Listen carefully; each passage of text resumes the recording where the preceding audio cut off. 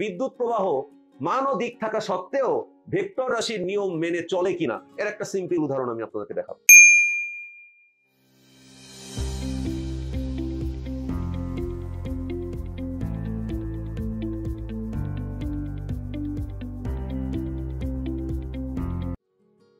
আমরা মনে করি যে আমাদের কাছে কোনো একটা বস্তু আছে, এই বস্তুটা নিয়ে দুটো গ্রাম খুব যুদ্ধ, ঠিক আছে? তো মনে করেন এই গ্রামের লোকজন এই বস্তুটাকে 100 নিউটন বল দিয়ে টানতেছে নিজেদের দিকে, আর এই বস্তুটাকে অপর দিকের গ্রামের লোকজন 100 নিউটন বল দিয়ে টানতেছে উল্টা দিকে।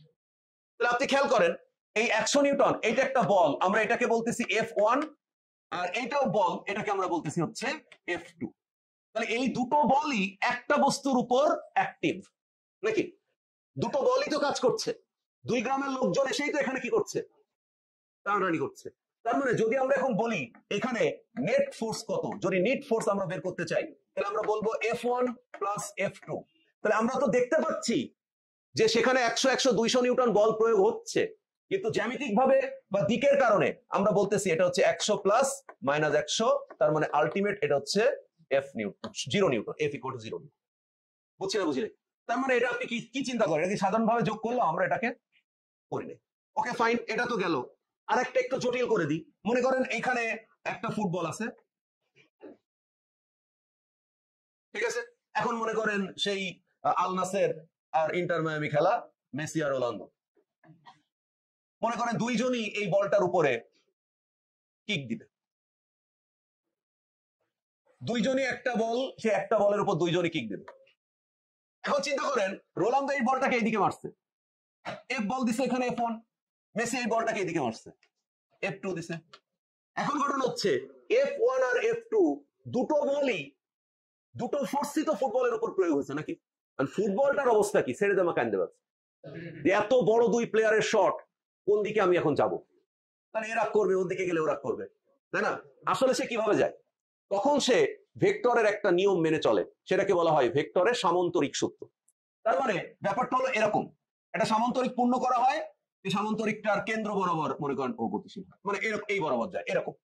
তার মানে ও যেদিকে বল দিচ্ছে সেদিকেও যায় নাই, এদিকে বল দিচ্ছে ও একটা লব্ধি বরাবর গতিশীল হয়। বুঝলে? ওকে, তার মানে এখানে একটা কোণ, যদি এই কোণটার পরিমাণ যদি 30 ডিগ্রি হয় সে, তাহলে এটা বের করার একটা সূত্র আছে, সূত্র হচ্ছে P square plus Q square. যদি এই F1 টাকে আমি পি ধরি আর F2 কে যদি আমি কিউ ধরি, তাহলে সূত্রটা হচ্ছে 2pq cos θ। এই cos হচ্ছে এখানে 30 ডিগ্রি হবে, যদি আমি এটাকে রুট করি তাহলে আমি লব্ধির মানটা পেয়ে যাব। তার মানে এটা হচ্ছে ভেক্টর নিয়মে এই বলটার গতি এবং তার বেগ নির্ধারিত হবে। কিন্তু কারেন্টের বেলায়, তড়িৎ প্রবাহের বেলায় দেখেন কি হয়। মনে করেন এই রাস্তা দিয়ে একটা তড়িৎ প্রবাহ আসতেছে যার পরিমাণ মনে করেন সে 3 অ্যাম্পিয়ার, আর এই পথে আরেকটা পথে একটা তড়িৎ প্রবাহ আসতেছে যার পরিমাণ মনে করেন 7 অ্যাম্পিয়ার। এইখানে এসে তারা যুক্ত হয়েছে আর একটা তার, তার মানে আর যাওয়ার তাদের কোনো পথ নেই। তাহলে এখন প্রশ্ন হচ্ছে এখানেও তো একটা কোণ উৎপন্ন হয়েছে, তাহলে এই পথে কত অ্যাম্পিয়ার কারেন্ট যাবে এটা কিভাবে নির্ধারিত হবে? এখানে কারেন্ট যাবে কিন্তু 10 অ্যাম্পিয়ার। তার মানে হচ্ছে এখানে কিন্তু আমি সাধারণ বীজগণিত করছি, 7 plus 3 ampere equal to 10 ampere.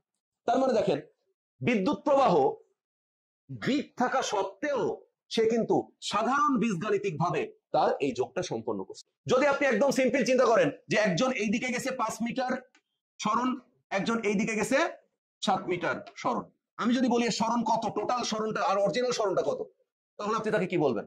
আপনি তাকে বলবেন 5 স্কয়ার প্লাস 7 স্কয়ার। আপনি কি বলবেন 7 আর 5 12 মিটার। তার মানে দেখেন সরণ একটা ভেক্টর রাশি, কারণ কি সে ভেক্টরের যে নিয়ম, সে নিয়মগুলো মেনে চলে। কিন্তু আমরা আমাদের চারপাশে এমন কিছু কিছু রাশি পাই যে রাশিগুলোর মানও আছে দিকও আছে, বাট তারপরেও তারা ভেক্টরের যে নিয়ম বা ভেক্টরের যে বিধি, যে ল, সেটা সে কখনোই মানে না। তো এই যে ধরনের রাশি, তার মানে বিষয়টা আমি যদি একটু সংজ্ঞা আকারে লিখি তাহলে বলা যায় যে এমন কতগুলো রাশি যাদের মান ও দিক থাকা সত্ত্বেও ভেক্টর বিধি বা নিয়ম মেনে চলে, এরকম কতগুলো রাশি আছে। আপনার কোন উদাহরণ দিতে পারবেন? এরকম একটা রাশির নাম হচ্ছে চাপ। চাপ ইকুয়াল টু F বাই একক ক্ষেত্রফলের উপর লম্বভাবে ক্রিয়াশীল বলকে কি বলে? চাপ বলে। তাহলে এখানে ফোর্স যেটা, এটা আমরা জানি অবধারিত এটা ভেক্টর। বুঝলে? তাহলে চাপ কিন্তু কি? চাপ কিন্তু স্কেলার, কিন্তু চাপের কি হওয়ার কথা ছিল? চাপের কিন্তু ভেক্টর হওয়ার কথা।